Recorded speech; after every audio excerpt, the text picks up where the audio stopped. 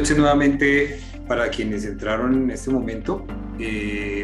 Vamos a dar inicio entonces a nuestra masterclass a la cual los hemos invitado. Pues antes que nada, yo soy Carlos Fernando Suárez, soy el director de Innovus Business School y pues quiero agradecerles haber atendido esta invitación que hicimos precisamente para hablar de algo que está sucediendo, que es muy importante para nuestras organizaciones, y no solo para nuestras organizaciones, sino en general para todos nosotros, para nuestra sociedad. Creo que estamos viviendo unos momentos importantes de cambios, y precisamente ese es uno de los temas y esa es una de las razones por las cuales decidimos hacer esta jornada de 4 masterclass. Esta es la primera con la cual estamos iniciando, en la cual vamos a hablar precisamente sobre algo muy importante, que es la transformación digital de siguiente generación. Y para eso nos está acompañando hoy un gran amigo de la casa, Diego Tovar, quien es un influenciador digital de empresas B2B. Adicionalmente es experto en transformación digital y metaverso, y Diego ha sido un gran líder y estratega digital que ha venido acompañando durante más de 35 años importantes y reconocidas compañías. Fue CEO y presidente de empresas como Everest, tuvo la oportunidad también de ser el socio de Deloitte, el socio de consultoría en tecnología para América Latina en Deloitte, y además de esto ha tenido la responsabilidad y ha tenido la fortuna de dirigir y estar al frente de transformaciones digitales de grandes e importantes compañías. Una de las más importantes de estas, y creo que Diego les contará más adelante, una de las más importantes cerveceras del mundo en su proceso de transformación digital. Diego estuvo acompañando este proceso, y así como ese hay muchos más casos de muchas más experiencias de las cuales pues hoy nos va a compartir, aunque hoy no es el tema precisamente específico de transformación digital, y creo que lo que menos vamos a hablar es de esto. Entonces quiero además contarles un poco, antes de darle la entrada a Diego, y quiero contarles un poco también cuál es la razón de esta jornada. Desde Innovus Business School, uno de los temas que trabajamos y que manejamos con las diferentes compañías a quienes acompañamos en formación, pues es precisamente el tema de transformación digital, y no visto desde la óptica solo desde tecnologías digitales, sino desde todo lo que consideramos hoy que es realmente una transformación digital. Y seguramente ese también es parte del propósito, entender durante estas 4 masterclass qué es y qué no es esa transformación digital, y cuál es la razón y el sentido de lo que hoy estamos viviendo, y cuál puede llegar a ser el rol de nosotros como líderes en esta transformación digital. Y en últimas, el gran propósito es qué debemos conocer y qué debemos saber como líderes para afrontar este reto de la economía digital. No le quito más tiempo a Diego. La dinámica que vamos a tener, vamos a estar, después de la presentación de Diego, vamos a tener al final un espacio para preguntas. Entonces, si quieren, dejamos las preguntas al final. Vamos a tener 15 minutos de preguntas. Vamos a tener aproximadamente 1 hora, donde Diego nos va a contar un poco acerca de este primer ejercicio que vamos a tener el día de hoy. Vamos a tener unas próximas masterclass el 19 de octubre, el 26 de octubre y el 3 de noviembre, de las cuales ustedes les hemos venido compartiendo. La próxima que vamos a tener es precisamente la transformación digital de siguiente generación. Vamos a hablar ahí vamos a hablar de la transformación personal y la cultura para la economía digital, y también vamos a hablar hay una muy interesante que dice qué tiene que ver el metaverso con la transformación digital. Entonces, no le quito, como decíamos, más tiempo a Diego. Y Diego, adelante, muchas gracias y bienvenido nuevamente a estas reuniones que tenemos con Innovus. Gracias, Carlos. Buenas tardes, buenas noches para todos.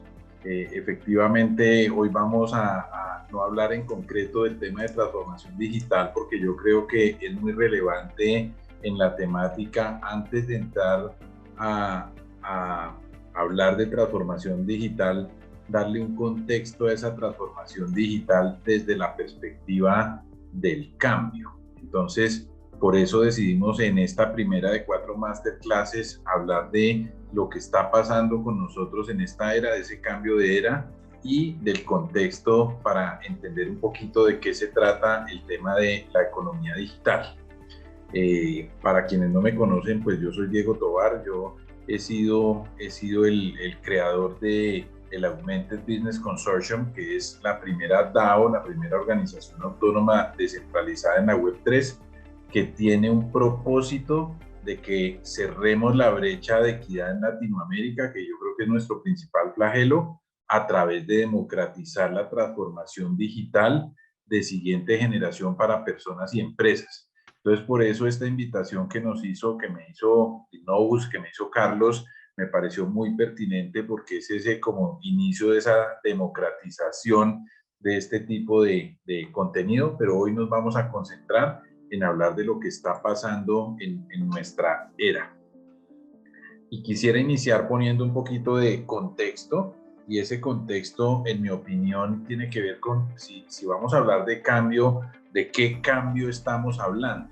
Pero antes inclusive de empezar a hablar de cambio, a mí me gusta siempre recordar la última locución que hizo Barack Obama como presidente de Estados Unidos en Grecia, en la que mencionó que el principal desafío para la democracia y para la humanidad era la desigualdad que nos ha creado la globalización.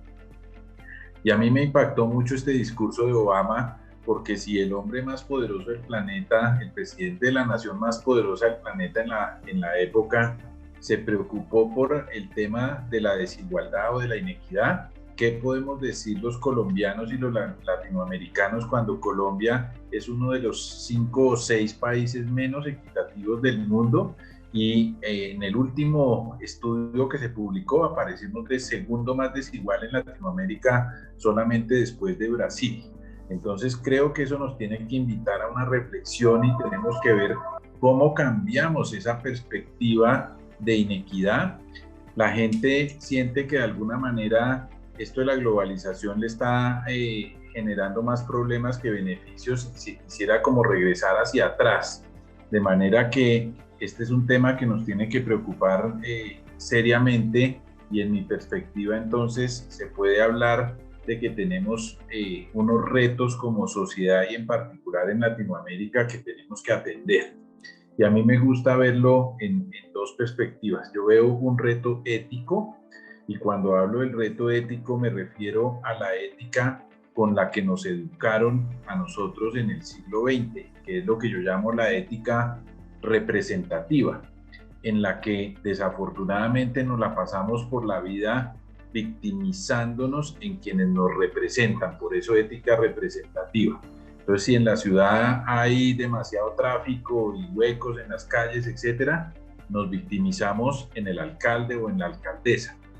Si pasa lo mismo en la empresa, nos victimizamos en el presidente de la compañía o qué sé yo, y así en cada uno de los ámbitos. Y creo que el reto es que cambiemos ese mapa mental con el que nos educaron y ese modelo ético, y vayamos a una ética que sea una ética de corte participativo, en el que asumamos la responsabilidad incondicional de entender que si nosotros queremos hablar de transformación, si queremos cambiar, nadie me puede cambiar a mí, únicamente lo puedo hacer yo mismo. Es de mi voluntad hacer ese cambio. Entonces, irnos a una ética mucho más participativa, en que no nos victimicemos y que realmente estemos frente a entender que tenemos que protagonizar nuestras vidas, creo que es nuestro primer gran reto como sociedad. Y el segundo lo llamo el reto educativo. Y aquí quiero hacer referencia en términos de educativo a que yo creo que tenemos una enorme responsabilidad.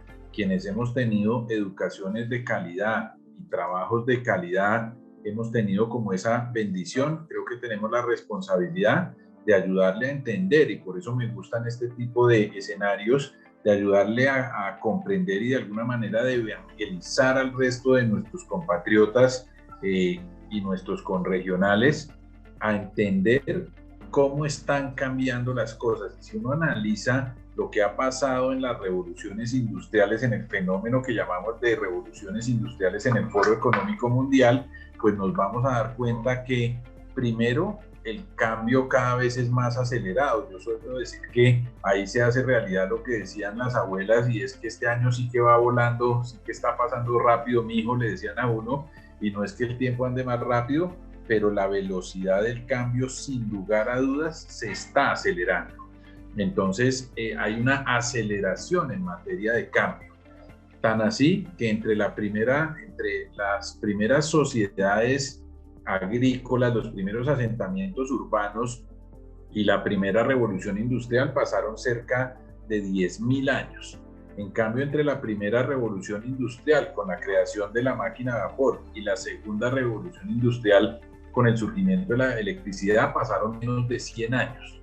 Y entre la segunda revolución y la tercera, que es la que se ubica en los años 60 y que llamamos la revolución del conocimiento, etcétera, y que llega hasta más o menos el año 2000 con el internet, etcétera, ahí pasaron ya décadas. Y entre la tercera y la cuarta que hoy estamos viviendo pasaron apenas años, y hoy estamos hablando, y peor después de lo que pasó en pandemia con toda esa aceleración digital, estamos hablando de que la quinta revolución industrial, que se marcará por la singularidad, que es el momento en que los algoritmos sean capaces de generar nuevos algoritmos y logren ser, comillas, más inteligentes que el mismo ser humano.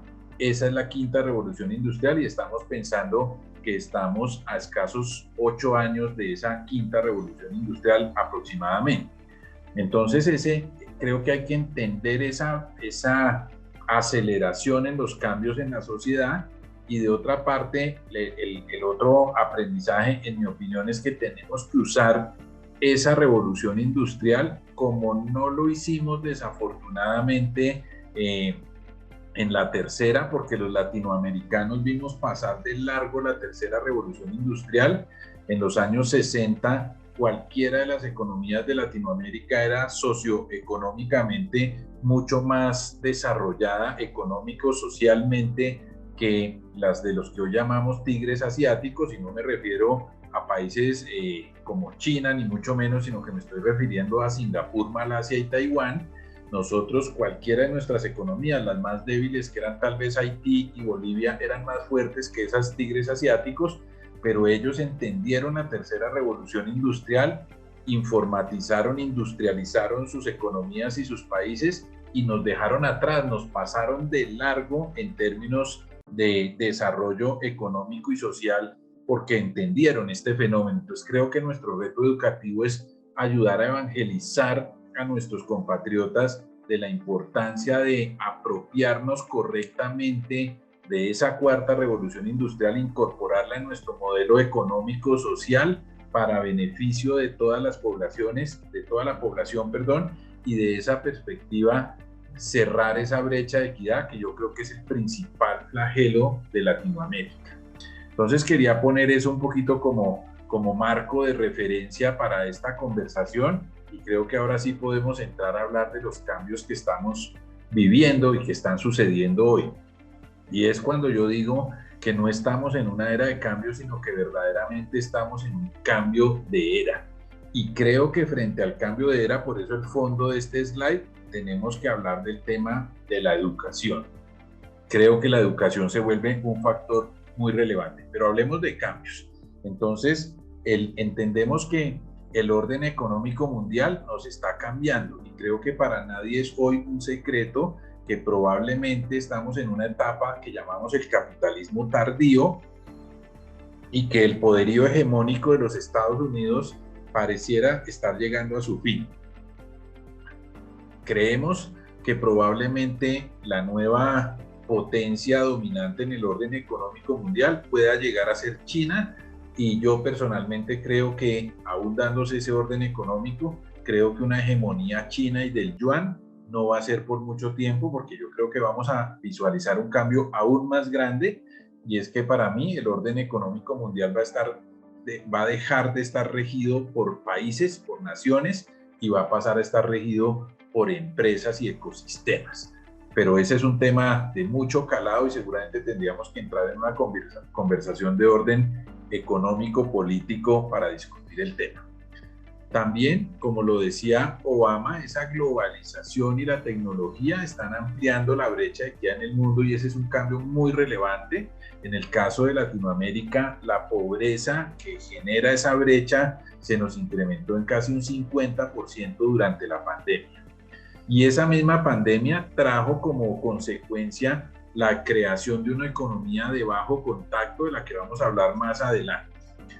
Y un cambio que yo entiendo muy relevante es el que está sucediendo en la cuarta revolución industrial que estamos viviendo, que de alguna manera acaba la teoría económica tradicional de los factores de producción y que está creando la economía digital. Pero cuando hablo de cambiar esos factores económicos de producción, la teoría económica que a todos nos enseñaron en la universidad hablaba de que había 3 factores de producción. Uno, la tierra, y que fue el predominante a principios del siglo pasado, en donde el terrateniente era el poder económico, y por eso nuestros abuelos y nuestros padres nos aconsejaban invertir en tierra, invertir en finca raíz, tener propiedades. Pero resulta que después aparece el fenómeno del capitalismo y el factor económico predominante de producción pasa a ser el capital. Y por allá en los años 60, con el inicio de la tercera revolución industrial, el factor pasa a ser el trabajo. Yo lo represento en este contexto como el conocimiento y entramos en eso que llamamos en los 70, 80, con todo el advenimiento de la computación personal y del Internet, que llamamos la sociedad del conocimiento. Pero resulta que hasta ahí llegó la teoría económica y ahora aparece esta cuarta revolución industrial y toda esta economía digital, y se nos acaba esa teoría económica y pasa a ser el principal factor económico de producción. Resulta que ahora es la información, y vamos a hablar un poco más de eso. Entonces fíjense el tamaño de cambios que estamos viviendo, que hasta la teoría económica se nos quedó corta, ya no es válida la teoría económica con que veíamos nuestra sociedad. Entonces aquí empiezo a dar mensajes y ese es el objetivo de esta presentación de hoy, de tratar de concientizarnos en la magnitud de los cambios que estamos viviendo. Pero a eso súmele algo que no nos imaginábamos ver, que es que en pleno siglo XXI estemos otra vez en guerra. Entonces lo que está sucediendo entre Rusia y Ucrania está generando, con el tema del gas, con toda la temática de la amenaza nuclear, lo que está sucediendo en China, nos está generando con la posible intervención sobre Taiwán. Imagínense China si llega a meterse a Taiwán, en donde se producen más del 50% de los semiconductores y los procesadores del mundo. Imagínense que nos quedemos sin computación, lo que hoy dependemos de ese fenómeno. Pero ahora viene el tema del cambio climático, y creo que hace unos años hablábamos como vagamente del cambio climático y lo pensábamos como un fenómeno como que no me competía a mí, y hoy nos estamos dando cuenta todos los empresarios que el tema del cambio climático tiene que ser uno de nuestros principales factores de trabajo y de preocupación. Yo lo conversaba con la junta directiva de una de las compañías más importantes de Medellín, del grupo empresarial antioqueño, y me decía el año pasado que su principal reto para los próximos 30 años era el cambio climático. Y miren lo que ha pasado en la crisis de la cadena de suministro a nivel mundial. Miren todo ese efecto China, miren que estamos a puertas de una recesión global. Aparentemente, de acuerdo a los indicadores técnicos, pareciera que alcanzamos el segundo Q de decrecimiento económico en los Estados Unidos, de manera que técnicamente podríamos decir que Estados Unidos entró en una recesión. ¿Y qué me dicen de lo que el historiador bogotano, que les recomiendo el libro de Los que sobran, acuñó en ese título de Los que sobran, donde por primera vez en la historia reciente de la humanidad tenemos una generación que es la más educada de la historia? Me refiero a nuestros hijos, a los jóvenes de hoy, que a pesar de ser los jóvenes más educados de la historia, se sienten como sobrantes en la sociedad y han dado pie al fenómeno de los que otros llaman los ninis, que ni estudian ni trabajan, y son los que han ocasionado, por ahí es que se explica en esa sensación de sobrante de la sociedad, es que se empiezan a explicar los chalecos amarillos en Francia, las marchas en Chile o en Colombia, pero nosotros se las hemos atribuido a otros fenómenos locales que no necesariamente son la razón de estos temas. Y todo esto está generando una aceleración digital desde la pandemia sin precedente, porque el mundo se nos volvió un mundo híbrido. Y ahora viene otro fenómeno que va a generar una dosis también muy importante de cambio, que es lo que llamamos el metaverso.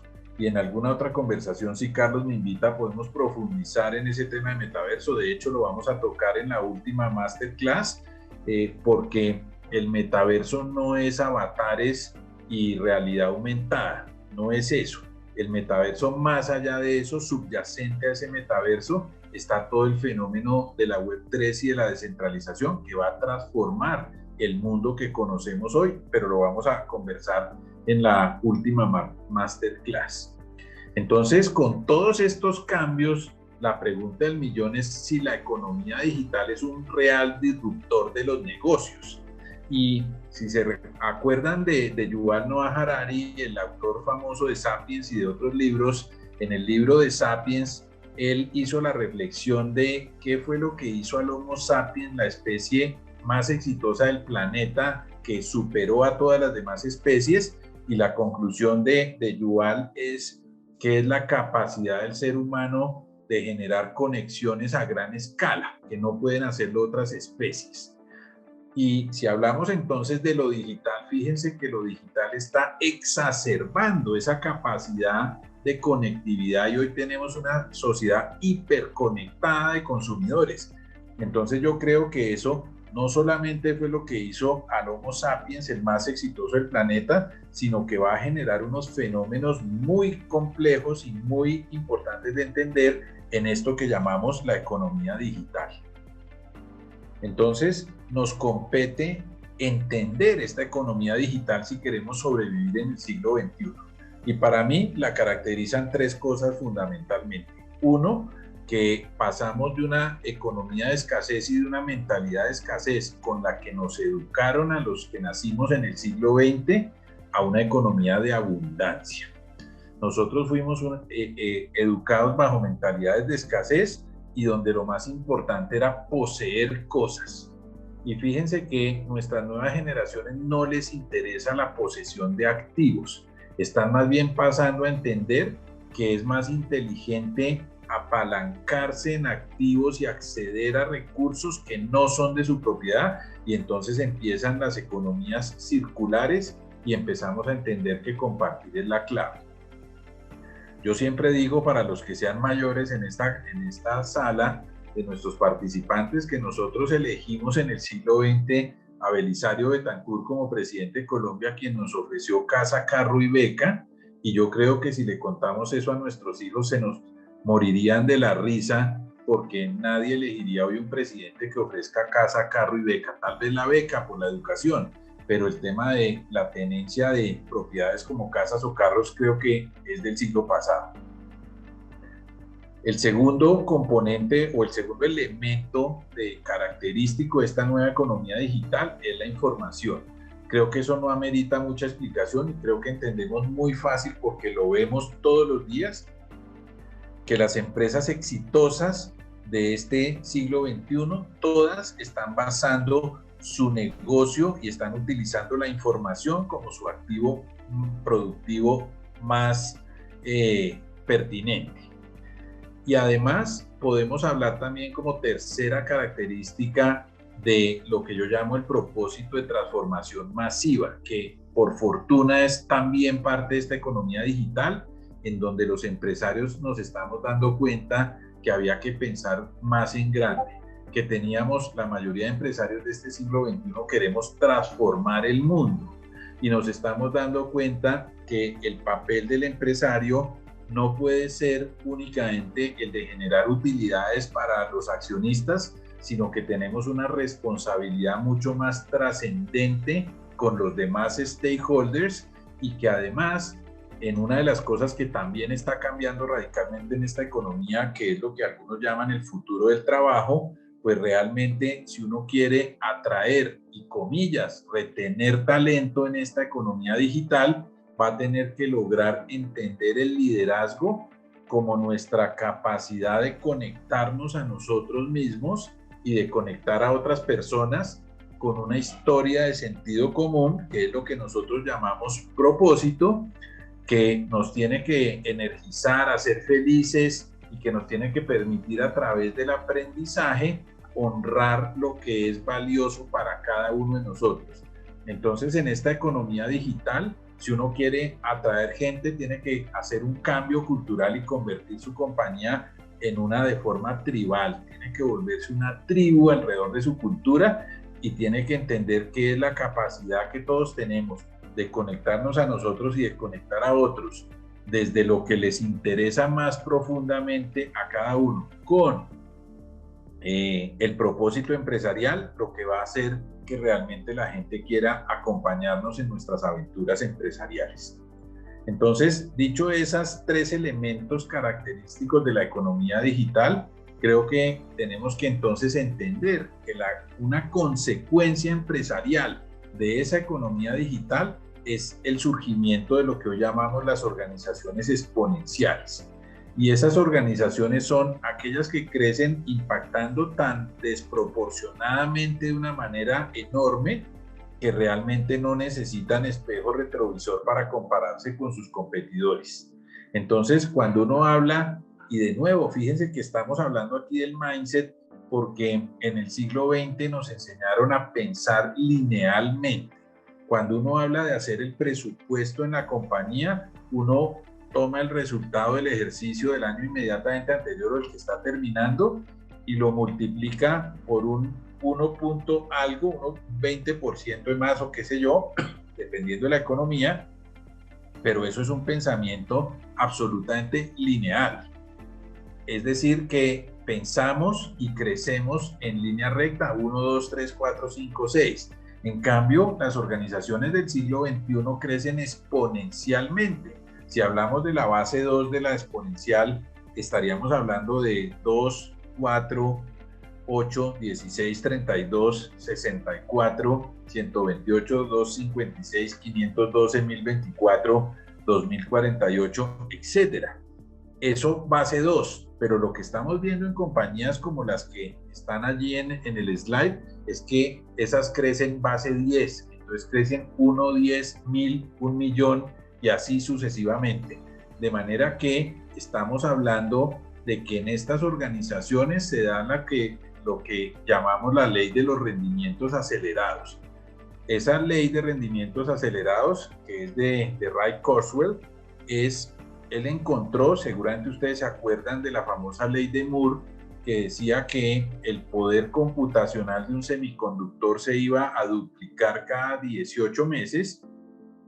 Kurzweil encontró que eso mismo, esa duplicación, ese patrón de duplicación, se aplicaría a cualquier cosa que esté basada en la información. Entonces, si uno desarrolla un modelo basado en ese elemento como centro, que es la información, el dato, etcétera, y encuentra un patrón de duplicación, puede crecer exponencialmente, por lo menos en base 2, y es muy difícil que eso se detenga.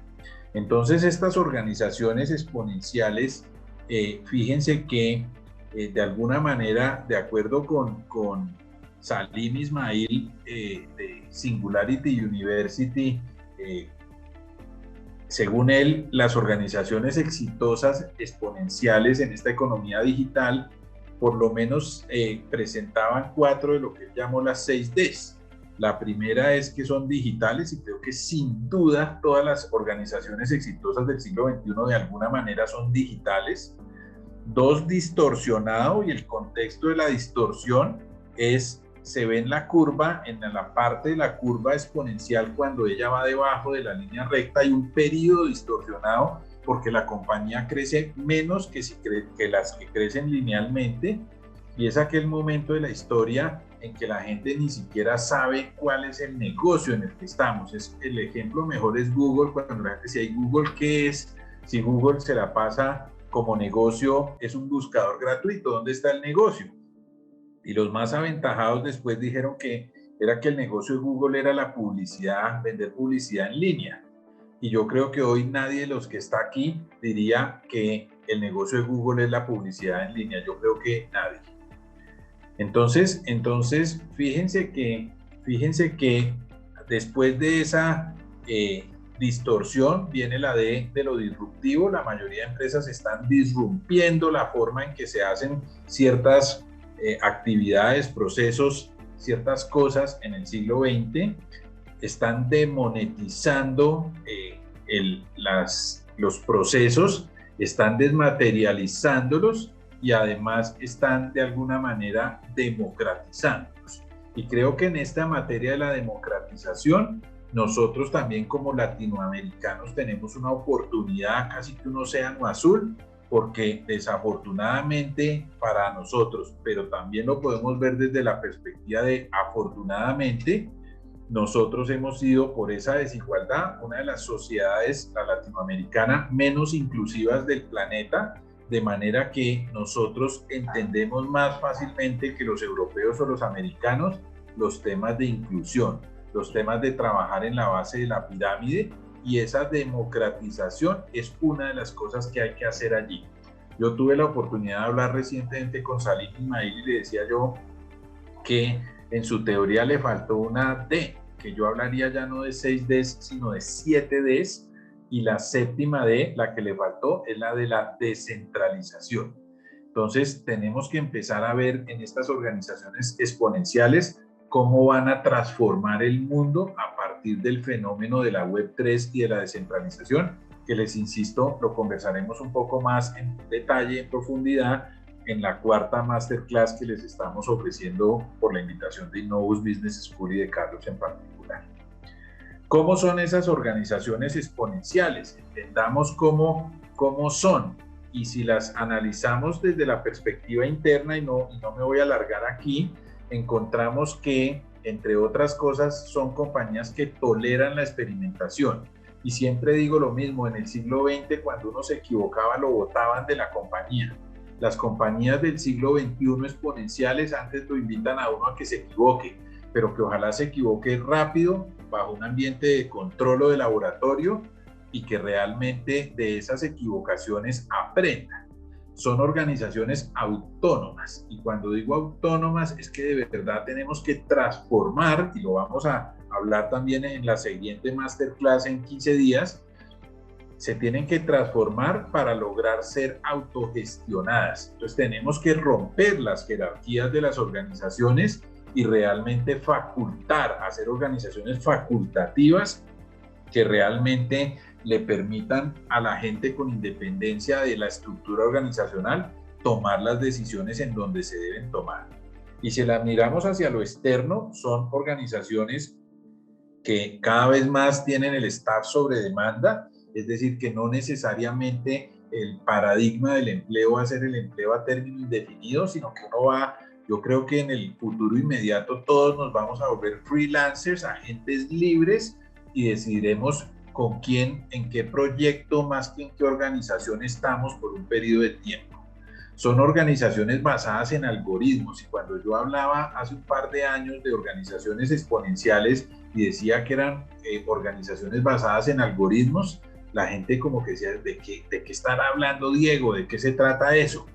Cuando hablemos en la cuarta masterclass del tema de la Web3, van a entender cómo el nuevo modelo de organización del siglo XXI, que para mí por excelencia es la DAO, es la Organización Autónoma Descentralizada. Les decía que yo estoy creando la primera en Latinoamérica con ese propósito de cerrar la brecha de equidad y democratizar el acceso a la transformación digital. Esa DAO está basada en algoritmos porque su modelo de gobierno está programado en un smart contract, en una red de blockchain. Y ya lo vamos a ver, como les digo, en la cuarta masterclass. Y además son empresas que se apalancan en activos de otros, no son poseedoras de activos. Y por último, tienen el compromiso como el factor fundamental de atracción y de retención del talento. Esas son las organizaciones exponenciales.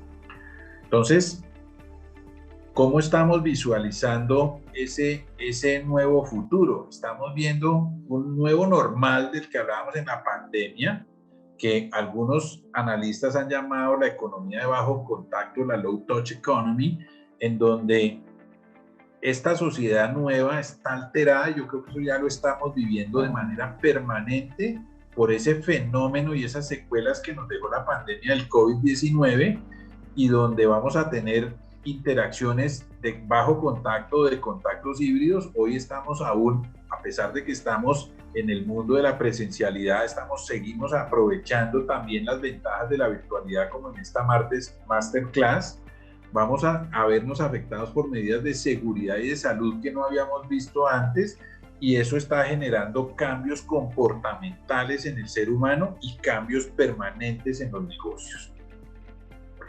Ya mostré todo ese lado positivo de esa economía digital, y con el propósito de que después de haber analizado todos esos cambios que vienen en la sociedad, entendamos esta economía digital para que nos preparemos para ser exitosos en ella como empresas o como personas. Pero ahora quiero mostrar el dark side, y este dark side está muy inspirado. Me gusta mucho la lectura de Byung-Chul Han, que es para mí el filósofo número 1 hoy de la humanidad, el coreano, y él habla mucho de que en este mundo controlado por los algoritmos, y ojo que de verdad que tenemos que entender que el mundo se nos está yendo hacia allá, el ser humano está empezando a perder su autonomía. Entonces, del lado dark de esta historia, hay que tener cuidado en esa sociedad transhumanística y posthumanística que se está empezando a perder autonomía por los algoritmos, porque estamos empezando a vivir en función del smartphone y no el smartphone en función nuestra, por decirlo de alguna manera. Ese orden digital está trayendo también un efecto muy complejo. Insisto que estoy mostrando un lado bueno y un lado malo para que contrastemos y cada quien saque sus conclusiones, pero ese orden digital también le está poniendo fin a lo que llamamos la era de la verdad, y le está dando paso a una sociedad de información postfactual, que lo que llamamos la posverdad, en el que la eficacia sustituyó a la verdad. Y para mí este es un fenómeno en lo sociopolítico muy complejo, porque hoy desafortunadamente la gente, y en este ejemplo que pongo estoy haciendo alusión a los políticos, por ejemplo, se pegan de esas fake news y manipulan la información, como pasa siempre que hay un cambio de era un cambio de civilización dominante. Resulta que hay una charlatanería y una manipulación de la información que nos ha llevado a que, en ese ejemplo que estoy poniendo, no es el único político, un político prefiera la eficacia de salir con una mentira que le ayude electoralmente sin importar que sea verdad. Entonces la eficacia del mensaje está sustituyendo a la verdad, y hemos visto elegir presidentes en Latinoamérica y en otras geografías a punta de manipulación de la información. Y entonces también estamos viendo en ese dark side que ese interés por las cosas se está perdiendo, y probablemente el ser humano del futuro deje de ser ese homo faber trabajador y se nos vuelva ese homo ludens jugador. Entonces nuestras nuevas generaciones ya, no, como lo decía antes, en el sentido positivo, ahora lo digo un poco en el negativo, no quieren poseer nada, solo quieren experimentar. Pasamos de la sociedad de tener cosas a la sociedad de las experiencias y del disfrute. Y eso puede generar una especie de señores feudales nuevos, que es lo que Obama estaba pensando que era ese retroceso al que algunas personas estaban queriendo ir, y pueden aparecer elementos de dominación perfecta en aquellos casos en los que los humanos se vuelvan simplemente esos homos ludens jugadores.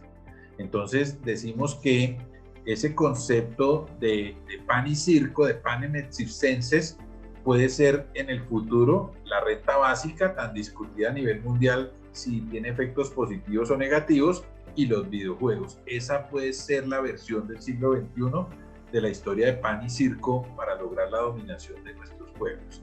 Este es el lado oscuro, y quería contrastarlo con ese lado positivo, insisto, para que cada quien tome sus conclusiones. Yo prefiero irme por el lado positivo, y en ese irme por el lado positivo me gusta mucho el concepto japonés del Keidan-ren de la sociedad 5.0. Entonces, nuestros amigos japoneses entendieron desde el Keidan-ren, que es como su cámara de comercio, que estaban cambiando con esas revoluciones industriales las sociedades, y que habíamos pasado de una sociedad de caza en donde el ser humano apenas si coexistía con la naturaleza, a una sociedad agraria que se dio con los primeros asentamientos urbanos, a una sociedad industrial cuando se inventa en la primera revolución industrial, cuando se inventa la máquina de vapor y empieza la producción masiva. Entonces nos convertimos en una sociedad industrial. Pasamos luego a esa sociedad del conocimiento de la información en la tercera revolución industrial, más o menos en los años 60 hasta el año 2000, y la propuesta del Keidan Ren con la sociedad 5.0 es poner al servicio del ser humano, es humanizar la cuarta revolución industrial y crear una sociedad súper inteligente que realmente entienda que a pesar de que los algoritmos, de que a pesar de los robots, a pesar de que la inteligencia artificial va a desplazarnos mano de obra y aún no sabemos si vamos a ser capaces de producir nuevos empleos en mayor número que los que vamos a desplazar, a pesar de eso, creemos una sociedad súper inteligente y en el concepto japonés para el goce de la vida. Ellos le están apostando a que al ser humano le va a quedar más tiempo libre en esta nueva sociedad y por eso están jugando a cosas como ensayar esa jornada laboral de 4 días. Entonces fíjense que nuestra sociedad actual de la información, si lo ejemplifico en términos de cómo funcionamos en términos generales en el mundo laboral, en el mundo del trabajo, en el mundo fabril, en el mundo de las industrias, quienes hacen la investigación sobre cualquier temática en el mundo son personas que navegan en ese paradigma de la web 1 y la web 2 buscando información que está en la nube, recuperan y analizan esa información y probablemente sean otras personas las que analizan la información. Finalmente desarrollamos invenciones y mejoras y terminamos, me refiero a los países más desarrollados, robotizando esas nuevas invenciones para que los robots trabajen bajo nuestro control. Eso es lo que pasa hoy en nuestro mundo 4.0. En el mundo 5.0 nosotros tenemos que entender que la investigación, la búsqueda de información ya no la van a hacer los seres humanos. A través del Internet de las cosas estamos sensorizando todo el mundo de manera que toda la información, carros, neveras, electrodomésticos, casas, nuestros propios cuerpos se están llenando de sensores de manera que la información automáticamente va a estar en la nube, va a estar en ese ciberespacio y a través de temas de analítica avanzada y de Big Data va a ser la inteligencia artificial la que haga las investigaciones y la que proponga esas nuevas invenciones, porque sin lugar a dudas en esa quinta revolución industrial la inteligencia artificial y la capacidad computacional con la computación cuántica van a superar al ser humano, de manera que va a ser esa inteligencia artificial la que genere esos cambios y esas invenciones y va a lograr que haya producción automática de robots, pero además de robots que van a ser capaces de mejorarse ellos autónomamente. Entonces, la propuesta de los japoneses es: tomémonos esto en serio y humanicemos esto para asegurarnos que no pase como en las películas que hemos visto, muchas de ellas, en que terminamos dominados por una sociedad de algoritmos, inteligencia artificial y robot, sino que realmente ellos estén a nuestro servicio. Ese concepto de humanización de la sociedad y de búsqueda de una sociedad del goce y del disfrute es lo que los japoneses llaman la sociedad 5.0.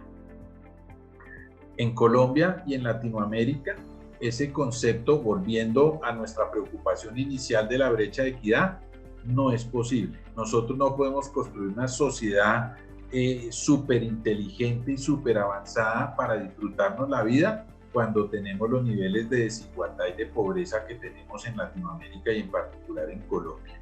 Entonces, por eso yo diseñé un concepto de sociedad 5.0 en Colombia que se basa en 2 pilares.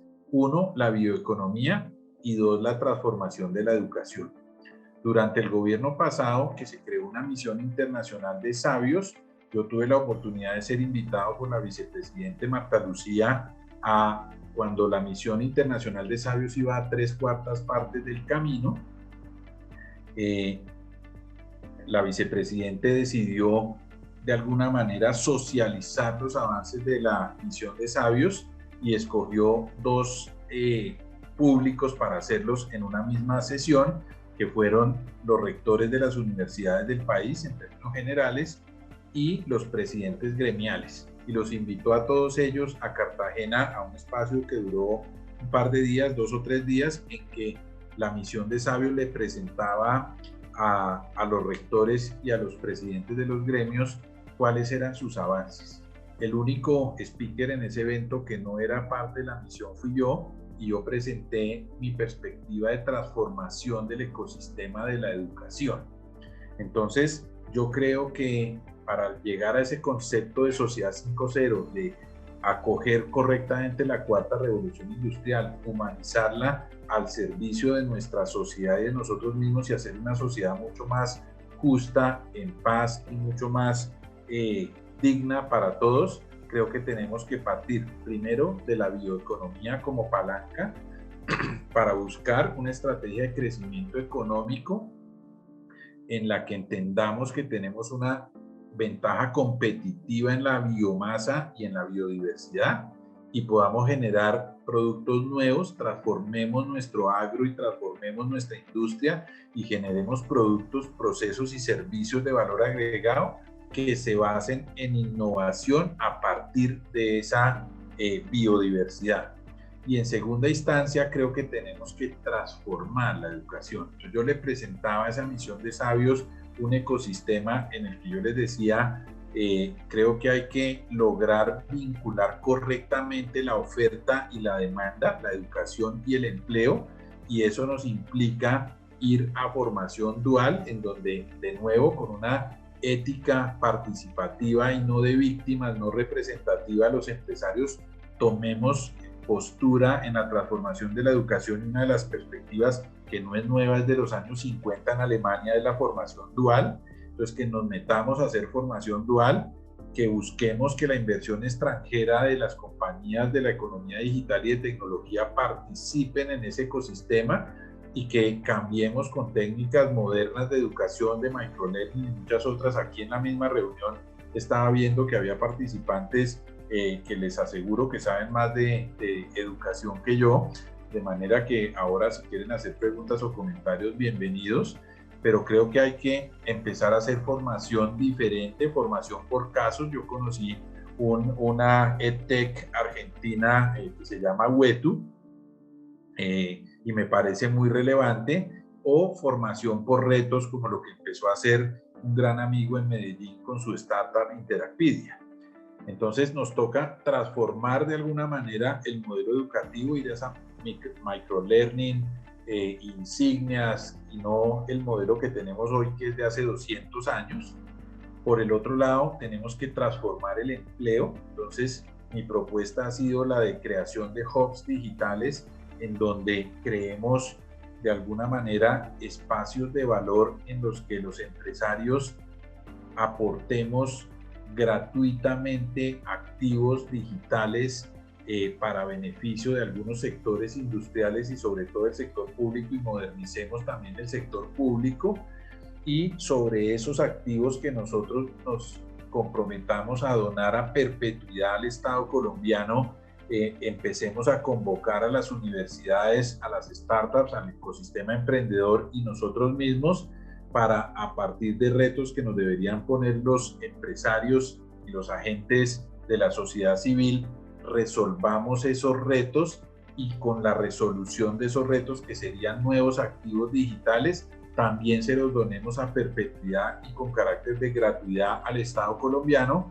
pero los comercialicemos a nivel internacional, nos quedemos con la propiedad intelectual de eso y lo comercialicemos a nivel internacional, ayudándole a los pequeños emprendedores, a las universidades, y realmente convirtiendo ese sueño que tenía el gobierno pasado acuñado en lo de la economía naranja en una realidad.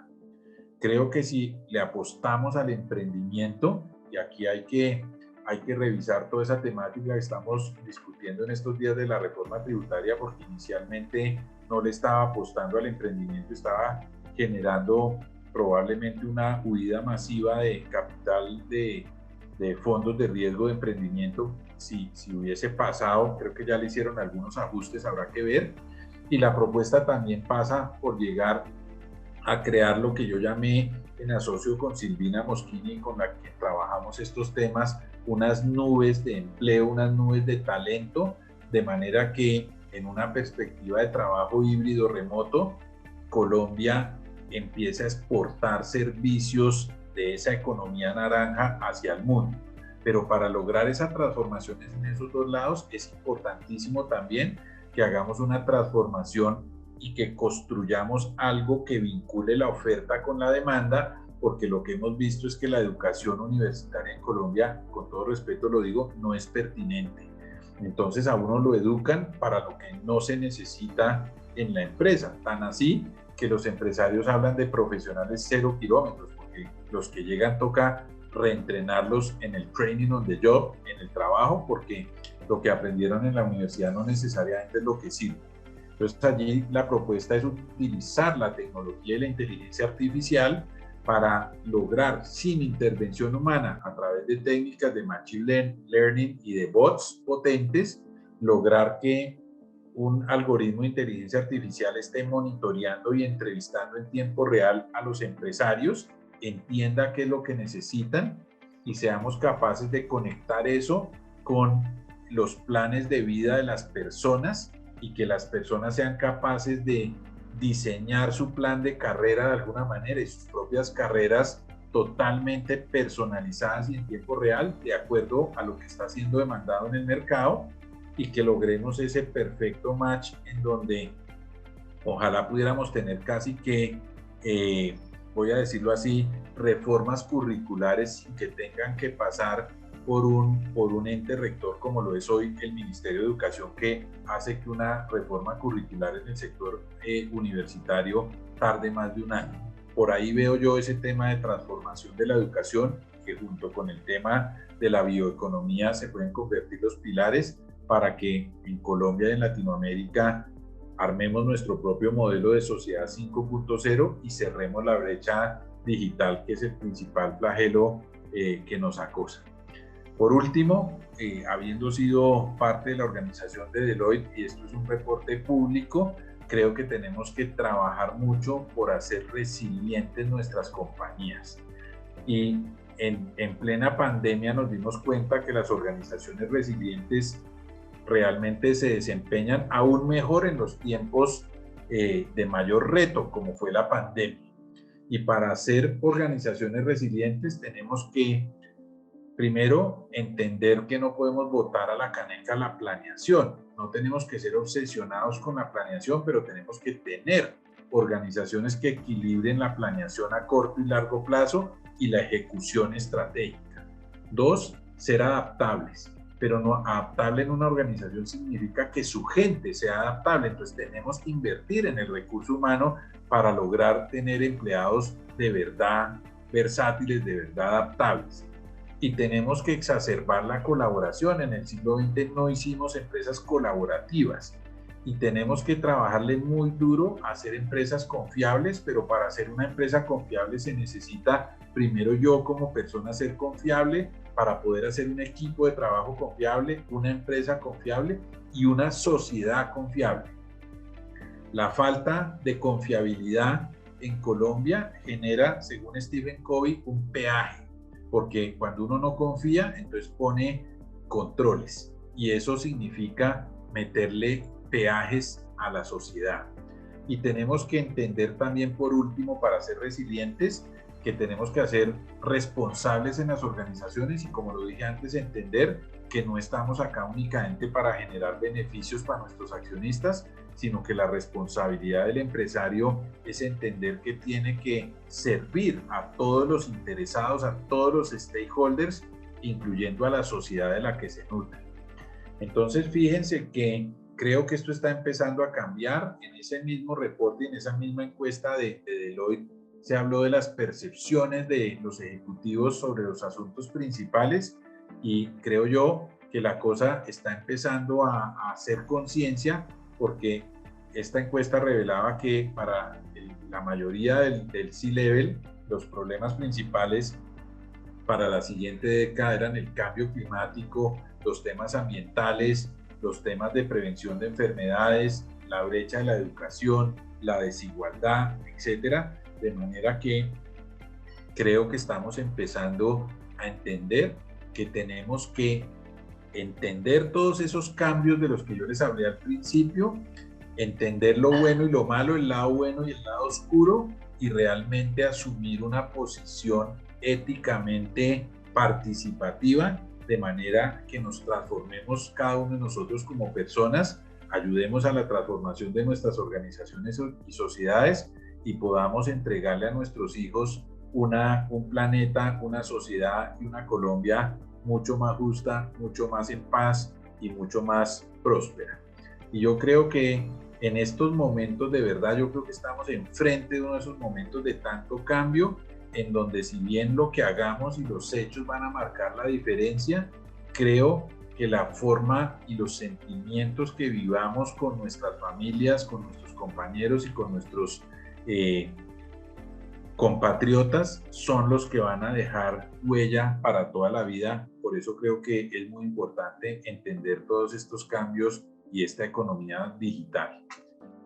Quiero terminar agradeciendo y diciéndoles que yo decidí retirarme después de 35 años del mundo corporativo justamente a emprender, pero a emprender siempre teniendo en mente esa perspectiva, digamos, de propósito. El mío particular, mi propósito de vida es el cierre de la brecha de equidad en Latinoamérica, y por eso estoy haciendo un neobanco para incluir social y financieramente a la generación Z, que se llama Ubanco, y por eso hago todos los proyectos que hago, y de verdad, como esta invitación que me hizo Carlos desde Innovus Business School, que me parece que gira alrededor de ese propósito.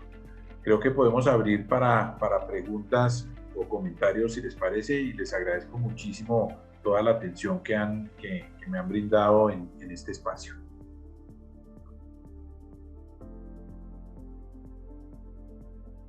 Bueno, Dieguito, muchas gracias por tremenda presentación y tremenda información. Creo que también esta es una visión completamente diferente a lo que estamos acostumbrados cuando hablamos de todos estos temas de transformación digital, y casi siempre perdemos de vista digamos que todo este contexto que definitivamente va a marcar el rumbo de las decisiones que tengamos que tomar, no solo en las empresas, sino en general como sociedad.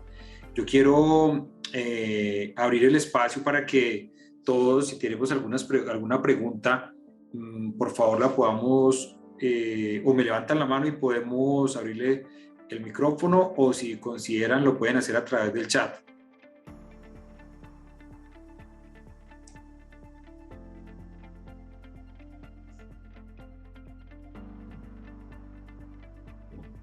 No sé si alguien... Están muy callados hoy, creo que quedamos todos un poco chocados con todo lo que acabamos de recibir en este momento, ¿no? Bueno, no.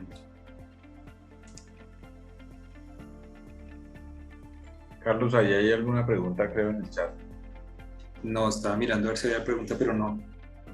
Yo estoy leyendo, es que tal vez me la enviaron a mí como mensaje directo. Es una pregunta de Hernán Osorio, que dice: en esta nueva era digital, ¿qué riesgos ves alrededor de los temas de ciberseguridad y cómo mitigarlos, ya que vemos los impactos generados en organizaciones y hasta en los gobiernos? Yo creo que sin lugar a dudas esa es una perspectiva que nos tiene que tener la atención. De hecho, ese es el primer tema que llegó a las juntas directivas, a los boardrooms en la historia de la tecnología, es el tema de la ciberseguridad.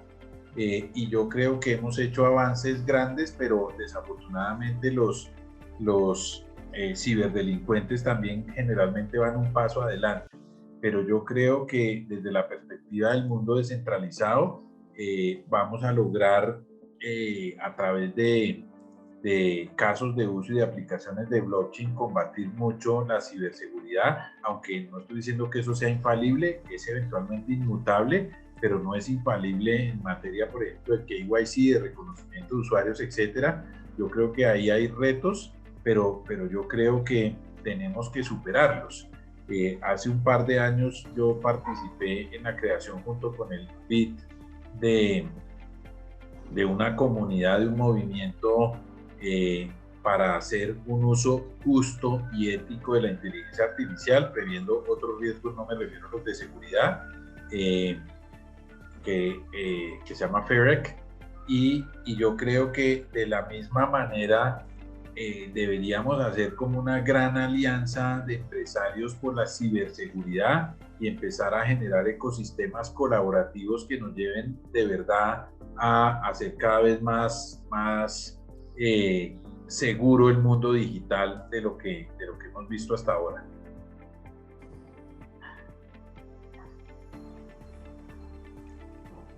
Diego, muchas gracias. Creo que tenemos ya, aquí tenemos un segundo. Vamos a revisar acá. Creo que este es de María Mesa, que nos está preguntando, en esta nueva era, ¿cómo hacemos con los analfabetas informáticos?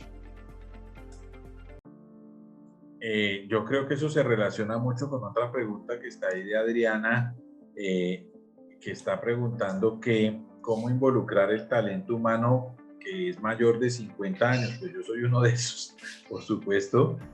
Quienes antes ya iban de salida a esa edad, dice ella, y actualmente deben engranarse de nuevo en la estructura empresarial y económica, ella lo ve como un reto, y yo coincido. Yo creo que parte de lo que vamos a conversar en la próxima Masterclass, una de las razones por las que falla la transformación digital es porque confundimos el tema y pensamos que era generar capacidades digitales y se nos olvidó que era más importante generar capacidades de liderazgo para lo digital. Entonces, como lo decía mi compañero de colegio y muy destacado headhunter, el amigo Billy Mayenberger, que me decía que la gente de nuestra generación, él y yo somos compañeros de colegio, teníamos esa problemática que advierte en este momento Adriana, porque como no somos nativos digitales y nos tocó todo este mare magnum de cambios de los que estamos hablando hoy, la gente probablemente, inclusive antes, ya que en Latinoamérica la empleabilidad se baja dramáticamente a los 56 años, pues peor si el mundo se está yendo hacia la economía digital, probablemente la empleabilidad se empiece a bajar para muchos a los 45 o 50 años y no a los 56. Pero creo que el reto allí es justamente este evangelizador. Creo que el reto es que tenemos que ayudar los que tuvimos ese privilegio de haber entendido esta economía, por suerte de que tuvimos la bendición de tener trabajos en industrias que nos llevaron a entender esto, tuvimos educación de calidad en Colombia o en el exterior.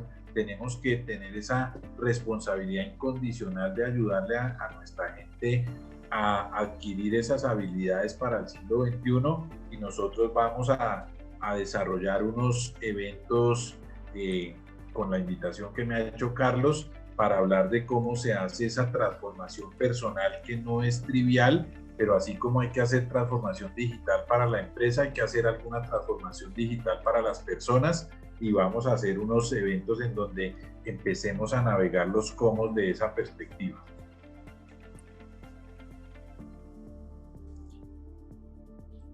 Diego, nos está preguntando también Billy Llano, quiere hacer una pregunta. Billy, también la está levantando Levi. Entonces, Billy. Hola, ¿ahí me oyen? Sí, Billy, ahí te estamos escuchando. Muchas gracias. Carlos, ¿cómo estás? Diego, un gusto. Yo soy publicista y cineasta y vengo como del mundo tradicional. Me tocó evolucionar porque dije, pues madre, estoy en el mundo análogo y salté al mundo digital. Pero, por ejemplo, para entender ahorita los NFT, me tocó hacer un NFT y venderlo y meterme en toda la plataforma. Ahora quiero comprar las Oculus para entender la realidad virtual. ¿Cómo estás con el banco haciendo para monetizarlo? El banco todavía no ha salido, Billy. Estás en proceso. El banco está en proyecto, pero tenemos muchas pruebas y muchos avances. Pero además el banco está dirigido a la generación Z, entonces ahí nos queda más fácil porque la generación Z todas nos entiende de lo que estamos hablando en todo este mundo digital. pero creo que tú das la respuesta con el mismo ejemplo tuyo, que nos toca asumir esa condición participativa y esa responsabilidad incondicional si queremos realmente no quedarnos rezagados. Y yo creo que eso es lo más relevante que tenemos, en vez de estar discutiendo, como lo digo, en esta era de la posverdad, con tanta polarización de si tenemos que irnos para la izquierda o para la derecha. Lo que tenemos que hacer es tomar partido desde la sociedad civil y generar unos procesos transformacionales que partan por cada uno de nosotros asumiendo ese papel participativo y protagónico y creando nuestro propio destino, Billy. Entonces, la respuesta está en cada uno de nosotros, y ese cada uno de nosotros tiene que partir de que estemos dispuestos en una actitud de humildad a aprender a cambiar nuestros mapas mentales, lo que algunos dicen cambiarnos el chip, para que realmente encontremos mapas mentales nuevos como el de actitud de aprendizaje,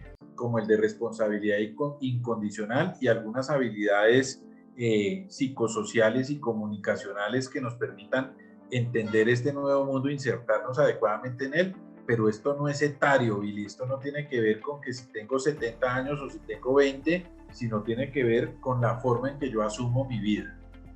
Ok, vale. Sí, no, lo digo también porque cuando uno empieza a navegar en este mundo virtual tiene que aprender muchas cosas. Facebook cambia cada 3 meses las reglas, o por ejemplo para hacer pauta. Ahora entender NFT me tocó meterme una mano de cursos para entenderlo. Ahora quiero comprar las Oculus para entender el metaverso y poder navegar, pero hay veces sí es frustrante tener que aprender tantas cosas. Digamos que hacia eso iba mi reflexión un poquito.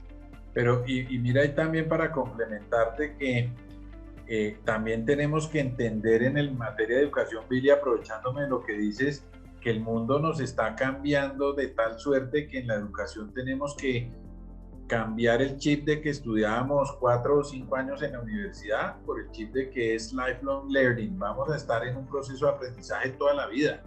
Entonces nos toca salir de ese estado que dices tú de aburrimiento del aprendizaje y más bien disfrutarnos ese aprendizaje y tener esa actitud de aprendiz permanente, porque es la única que le puede uno llevar a hacer acciones nuevas que le generen algún nivel de efectividad y de sostenibilidad. Por ahí creo que Ledvin Lozano está levantando la mano también. Ledvin, si quieres abre el micrófono, además de saludarte y darte la bienvenida. Supongo que estás en el lindo Ibagué, de manera que bienvenido.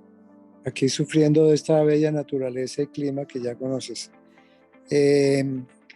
Diego, como sabes, estoy en edad de devolver algo a la sociedad de todo lo que he recibido, y muy preocupado con la situación de nuestros muchachos en Colombia, que por ejemplo el 50% de la población entre 18 y 27 años ni estudia ni trabaja, y eso es un grupo como de 6 millones de muchachos que están ahí en la informalidad, en las calles, muy vulnerables.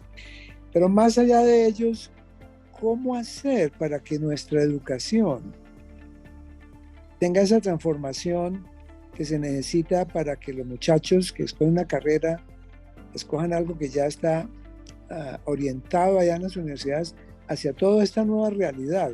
¿Qué se habló en ese concilio con los sabios y los rectores allá en Cartagena? Porque yo estoy tratando de calentar el océano, cosa que nunca lo va a lograr, tratando de animar a los ninis a que estudien, a que hagan algo, ¿cierto? Y esa es la iniciativa en la que estoy en este momento empeñado. Pero eso es una lucha calentando el océano. ¿Cómo no morir en el intento? Mira que hablaba yo de mi propuesta a esa Comisión Internacional de Sabios de Transformación de la Educación, y que me devolvía ese slide, porque yo creo que nos toca transformar radicalmente el sistema educativo.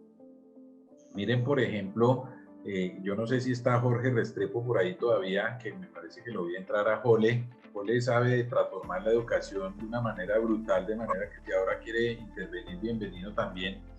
Pero cuando uno analiza, por ejemplo, la educación básica primaria, uno pensaría que una de las principales responsabilidades del colegio en la escuela básica primaria es enseñarnos o ayudar en el aprendizaje de nuestros hijos de la socialización. Nos toca enseñar a socializar. Pero resulta que si el niño habla en clase, la profesora lo saca de clase, o lo regaña, lo castiga. Entonces el único espacio de socialización que queda disponible para los niños de primaria se llama el recreo. Y en el recreo el profesor se desaparece y se va a tomar café a la sala de profesores. Entonces tenemos una socialización totalmente desgobernada, y en donde aparecen los fenómenos del bullying, del matoneo y todas estas cosas. Entonces yo creo que hay que partir por entender el modelo educativo de la educación básica primaria distinto. Segundo, hay que ver que en el bachillerato, por ejemplo, entonces ya aprendimos a socializar, y el colegio nos debería ayudar a entender en dónde están mis talentos, en qué puedo ser bueno.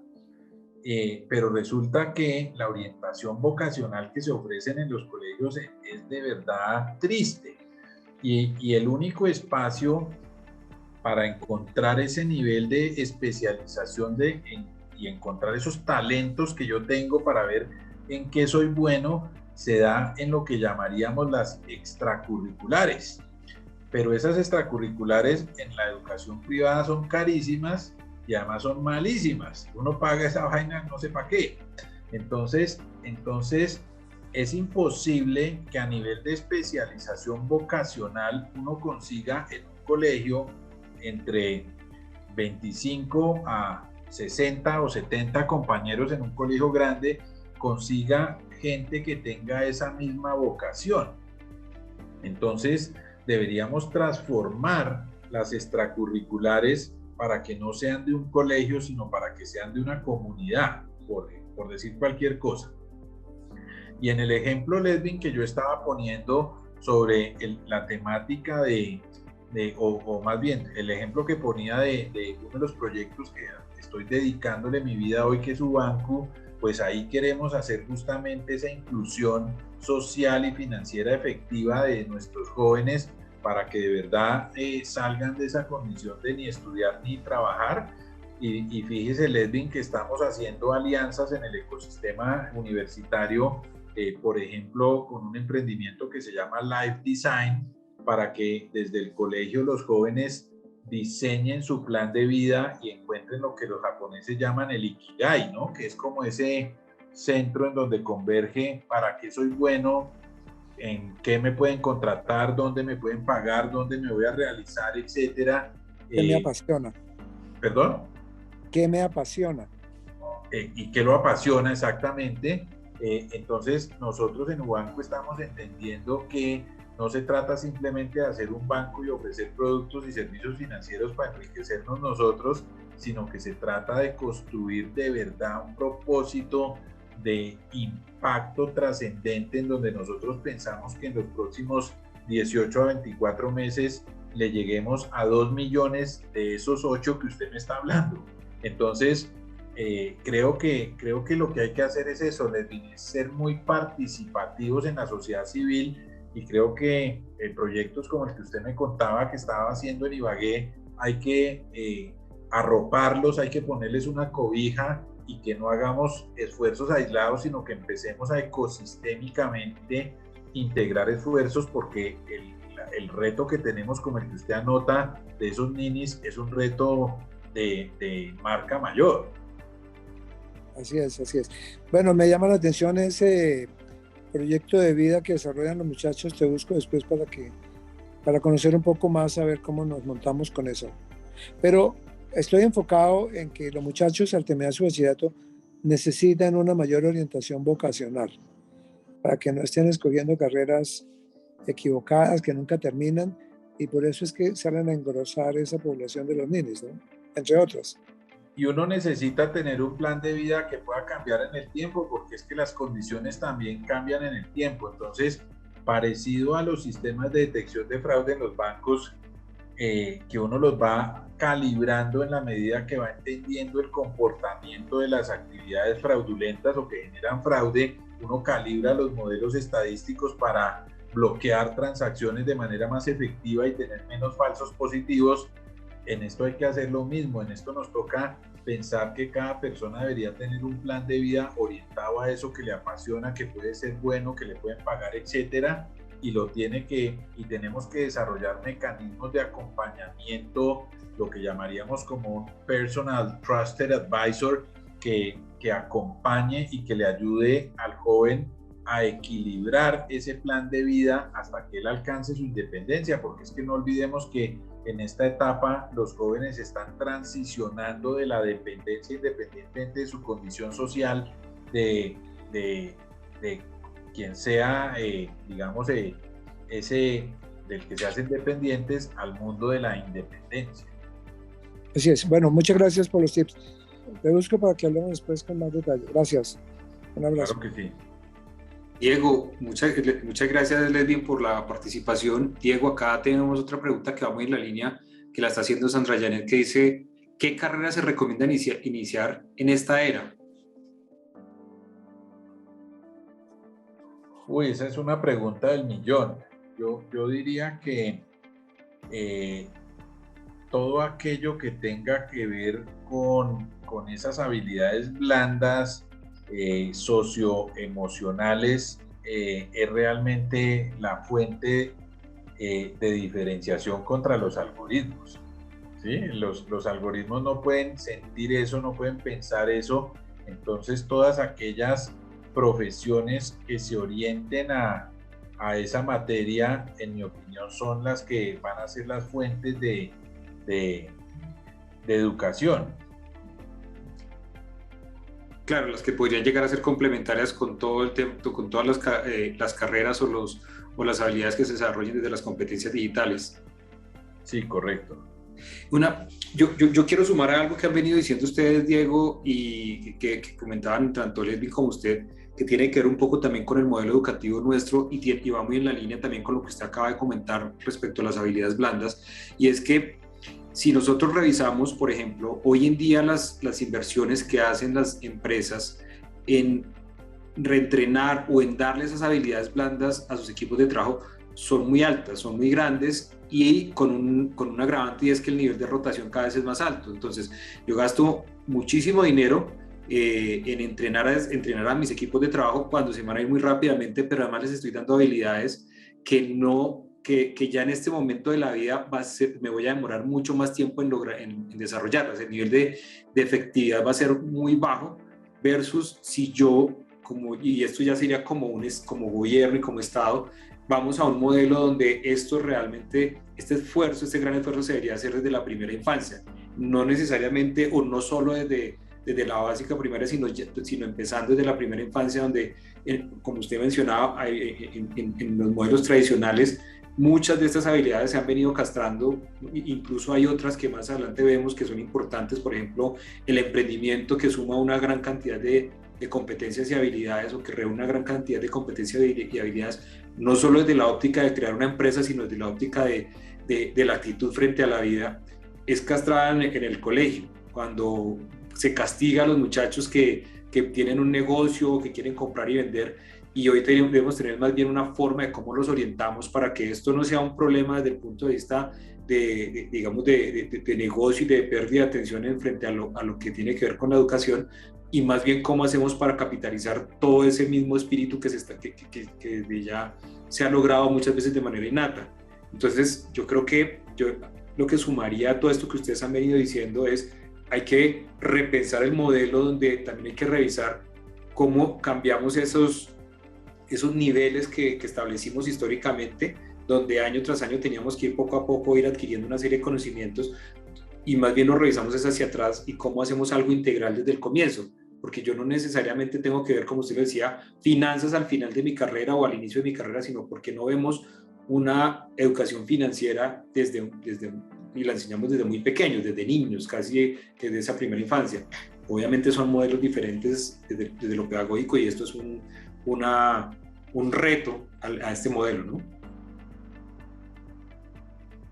Carlos, excelente aporte. Ahí me quedo sin palabras porque estoy en completa alineación con usted en esa perspectiva, sin duda, y gracias por el complemento. Bueno, Diego, muchas gracias. Bueno, yo creo que, no sé si hay más preguntas, yo quisiera compartirles acá, Diego, voy a compartirles acá, ya para cerrar, unos recomendados que creo que quedan como resumen también, además de todo lo que hemos venido escuchando esta noche. Quisiera compartir algunos de los libros que Diego nos ha recomendado, que creo que vale la pena tenerlos en cuenta para seguir profundizando sobre estos temas. Creo que la invitación también es obviamente a que nos sigan acompañando en las siguientes masterclass que tendremos. Recuerden que vamos a estar la semana después de la semana de receso, el 19, tendremos la masterclass que es la transformación digital de siguiente generación, y aquí vamos a hablar precisamente de por qué están fallando las transformaciones digitales según muchos estudios no solo digamos de las más reconocidas consultoras del mundo, sino realmente hoy en día muchos centros de investigación, muchos think tank han venido encontrando que la gran mayoría de las transformaciones digitales que se han venido desarrollando en este momento están fracasando. Hay que revisar un poco cuál es la razón, y creo que ese es un buen tema que vamos a tratar en octubre 19. El 26 de octubre nos volvemos a ver también, y tenemos un tema muy interesante que es continuidad de esto que hablaba Diego, que tiene que ver con la transformación personal y cultural para la economía digital. Y ahí es donde vemos que el tema de transformación digital no es solo tecnología. La tecnología seguramente es lo último en lo que tenemos que pensar. Hay otros aspectos mucho más importantes, y que seguramente es una de las razones por las cuales están fallando estas transformaciones digitales. Y nos volvemos a ver la siguiente, ya para cerrar nuestras masterclass. Vamos a hablar en noviembre 3 precisamente de metaverso, y ahí es un planteamiento de qué tiene que ver el metaverso con la transformación digital. Y obviamente Diego, basado en su experiencia, nos va a contar un poco precisamente cuál es nuestro rol digamos que en este nuevo concepto que es, esta nueva tendencia que es el metaverso. Voy a compartirles aquí por la presentación donde tenemos los libros para que tomen nota. Uno de los libros que nos hablaba Diego es No Cosas, de Byung-Chul Han. Creo que pues, también es un gran referente, un filósofo contemporáneo que también leerlo pues es bastante, creo que nos confronta bastante frente a lo que tradicionalmente hemos conocido. Hablaba mucho, pues obviamente creo que hace una gran referencia, o más bien Diego ha hecho una gran referencia a su pensamiento. Tenemos Sapiens, de Yuval Noah Harari, y tenemos el último, que creo que también, no sé si Diego lo mencionaba, pero creo que en una conversación nos había recomendado este libro, que es The Rise of the Socialism, de Brett King. Vamos a compartirles a través de sus correos electrónicos unas memorias, y dentro de esas memorias tendremos estos recomendados. Y recuerden pues que los estamos esperando nuevamente para el día 19 de octubre. No me resta más que pues, agradecerle a Diego y a todos los que han participado en este espacio que tenemos, a invitarlos a que nos sigan acompañando, y a que inviten a otros de sus compañeros, de otros empresarios, porque creo que el momento lo está meritando. Lo que estamos viviendo no solo en Colombia, sino en el mundo en general, amerita abrir nuevas discusiones. Una preocupación que teníamos en algún momento también con Diego y desde Innovus es que desde cuando se está hablando mucho de cambios en este momento, se hablaba mucho de pospandemia, y se ha hablado mucho de transformación digital, pero se habla desde una óptica simplemente de tecnología, desde una óptica de lo que puede llegar a pasar simplemente por la digitalización, pero no estamos entendiendo de alguna manera, o no estamos tocando, no estamos reflexionando sobre lo que significa todo el contexto que estamos viviendo y lo que viene de aquí en adelante, y cómo realmente podemos enfrentar, y cómo en este momento, incluso si nosotros lo revisamos y lo llamamos a las organizaciones, ya se está viviendo unas brechas también generacionales, una ruptura entre estas generaciones que hace, por ejemplo, complicado los modelos de gestión de las personas dentro de las organizaciones, y eso obviamente impacta a la postre también los resultados de las organizaciones. Y creo que todo esto que hemos vivido en estos últimos años especialmente, nos ha enfrentado a una gran cantidad de conceptos, de tendencias. Un día surge alguien que nos muestra algunas opciones y de pronto un caso de éxito y nos vamos por esa línea de caso de éxito, y creo que estamos enredados en un mar de conceptos y también de experiencias que creo que hoy en día estamos también viendo unos resultados que de pronto no eran los que estábamos esperando, y que si no hacemos un alto en el camino, hacemos una reflexión y tomamos decisiones rápidamente, pues puede ser bastante perjudicial, no solo para las organizaciones, sino en general para la sociedad. Creo que Ledvin, por ejemplo, hacía referencia a Diego a un tema que es bastante preocupante en nuestro país, los ninis, y creo que hay que trabajar, y encontramos aquí, si damos una visión completamente distinta o profundizamos un poco más en el tema de acuerdo a todo esto que usted ha planteado, podemos encontrar muchas soluciones a reducir esas brechas o eliminar esas brechas que existen ahí en esta población, que no es la única. Si revisamos las situaciones de la gran mayoría de poblaciones con algún tipo de diversidad o diferencia o con algún tipo de discriminación, pues a través de esta economía digital vamos a encontrar grandes oportunidades para cerrar esas brechas. Miremoslo desde las personas con discapacidad, las diferentes comunidades de las diferentes orientaciones sexuales que hoy en día han vivido y durante muchos años han vivido en una situación de discriminación bastante compleja y preocupante, y que creo que en este momento hay unas oportunidades para eliminar esas brechas.